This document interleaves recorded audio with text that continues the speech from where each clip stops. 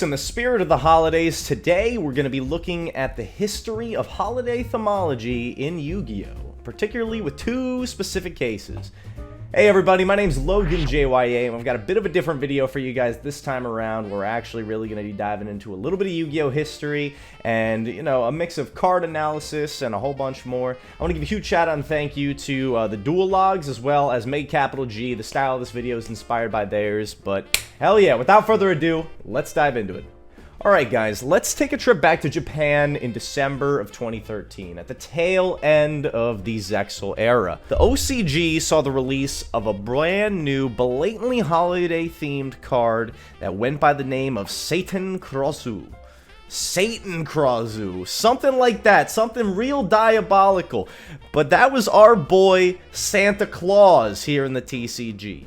Released in December of 2013, in a Jump Festa 2014 promotional pack, Santa Claus is by far the most playable card out of an otherwise very negligible set. I mean, Duck Fighter? Are we for real here, guys? Maybe it's a deep cut reference to A Christmas Story, but that might be a little bit of a reach. But let's take a look at the artwork of this guy here. We see a diabolical looking demon here, draped in tinsel, carrying a large sack, likely filled with instruments of destruction rather than presents.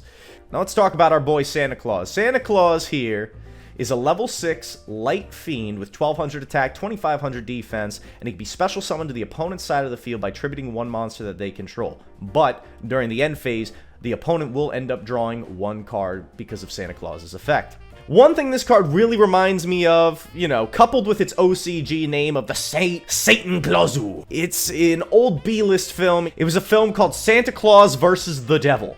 Very silly, satirical, 50s or 60s era, goofy B-list movie. You just put the two things of Satan and Santa together, that's what it brings to my mind, you know, is this old-ass B-list film. Now, Santa Claus itself is actually a very interesting card. It was the first kaiju-like monster to be released that didn't consume a player's normal summon. And this was kind of a big deal, because in the OCG, they wouldn't see the release of kaijus until August of 2016. But let's take a pause here. We've been talking about Japan for a minute here. Let's rope it on back into the TCG here, folks.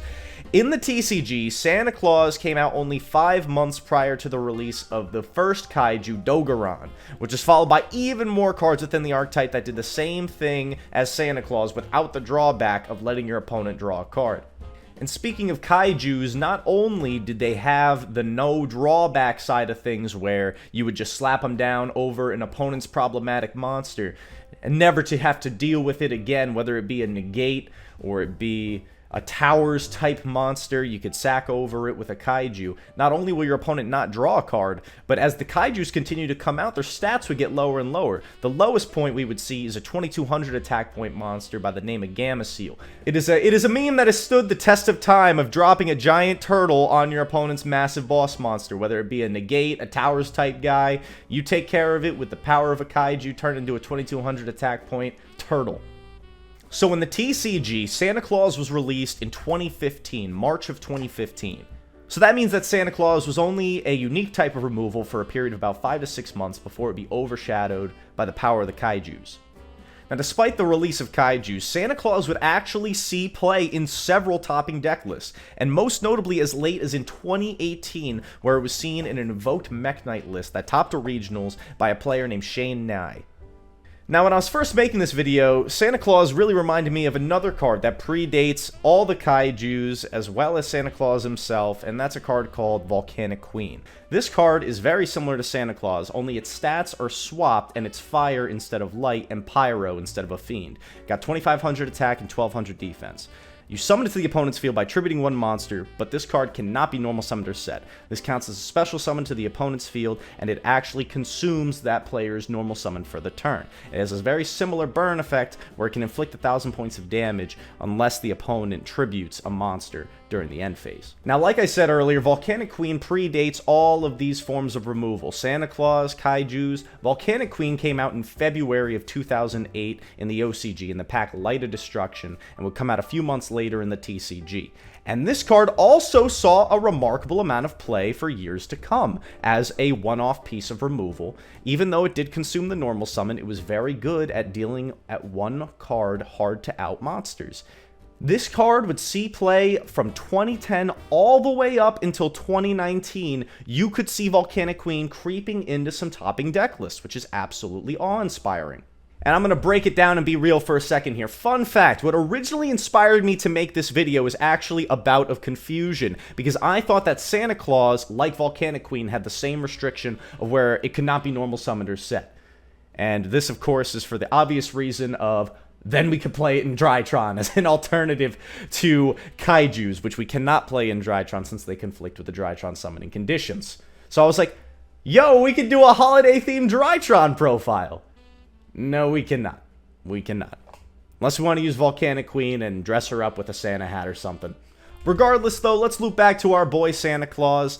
I think it's truly insane to think that even after the release of Kaijus, this Santa-themed card actually saw play as an alternative to Kaijus all the way up until 2018. Now, since then, it hasn't sneaked its way into any topping lists, but who knows? Maybe in the future, Santa Claus will see play once again, as duelists drop holiday cheer onto their opponents' boards, right over their favorite monsters. Get cocked. Now let's take a step back and talk about the holidays in Yu-Gi-Oh! A little bit more broadly. For context, let's talk about advent calendars. For those of you who don't know, around the holiday seasons, advent calendars are oftentimes released, and they're filled with holiday toys, trinkets, chocolates, a whole lot more. And what they're used to do is count down the days that remain until Christmas. In 2011, at the height of the 5Ds era, Germany would see the release of one of the most unique Yu-Gi-Oh! Products, sealed products of all time. A Yu-Gi-Oh! Advent calendar featuring the likes of super popular cards from the 5Ds anime was exclusively released to the German population in 2011's holiday season. This thing actually came with a copy of each and every Signer Dragon, including a secret rare Stardust. Duelists crack and open this thing the traditional way of enjoying one card every day could find things like Stardust Dragon, Black Rose Dragon, Sirocco, Kalut, Junk Synchron, Formula Synchron, and a whole lot more in gorgeous holo rarities in German. And on the final day, you'd also get yourself a free pack of Extreme Victories. Now, despite all these insanely good reprints, this particular product was region-locked exclusively to Germany. Another fun fact here, back in 2013, when I was still in very, very early high school, I ended up ordering myself one of these advent calendars and having it imported over from Germany, and I remember being so ecstatic getting access to all these synchro staples instantly. In fact, all the footage that you're seeing now of these cards being cracked open is from my channel way back in 2013. Now let's fast forward to 2018, where the TCG would see an eventual worldwide release of the first Yu-Gi-Oh! Advent calendar to be released outside of Germany and actually encompass the entirety of the TCG. The 2018 Advent calendar saw the release of numerous holiday-themed cards, including our friend we talked about earlier, Santa Claus. However, these reprints were absolutely nothing compared to the German prequel from 7 years prior. The most expensive card in the 2018 Advent calendar as of today is the max rarity printing of Baguska in Ultra Rare. Now, Konami would try again in 2019, this time with a Karibo-themed Advent calendar, but it fell pretty flat, similar to the 2018 version. The most valuable card being printed in this one is an ultra rare copy of 1-for-1. But, you know, the Karibos let a lot to be desired in terms of competitive viability from the cards offered out of sets like this.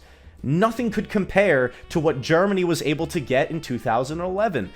A set that was actually filled with meta staples and really cool fan favorite cards from the anime, as well as very playable cards on top of that. Now, to put a bow on things, it's a really fun time to take a step back during this holiday season and take a look at how Yu-Gi-Oh! And holidays have crossed paths throughout the years. With things like our boy Santa Claus and the various advent calendars, Konami did make some good attempts and some not so good attempts at bringing some holiday cheer into this card game that we all know and love. Now, obviously, my favorite has to be that 2011 Advent Calendar. But what do you guys think? What's your favorite holiday-themed crossover in the Yu-Gi-Oh! Trading card game? Let me know in the comments down below. If you learned something from this video, please let me know. Leave a like, share it, and let your friends know about all the other cool things that Yu-Gi-Oh! Has done to integrate with the holidays. I want to say thank you so much for watching. Merry Christmas, Happy Holidays to everybody. And that's all I got today. Logan JYA signing off. Have a great day, and I'll see you chumps later. Peace.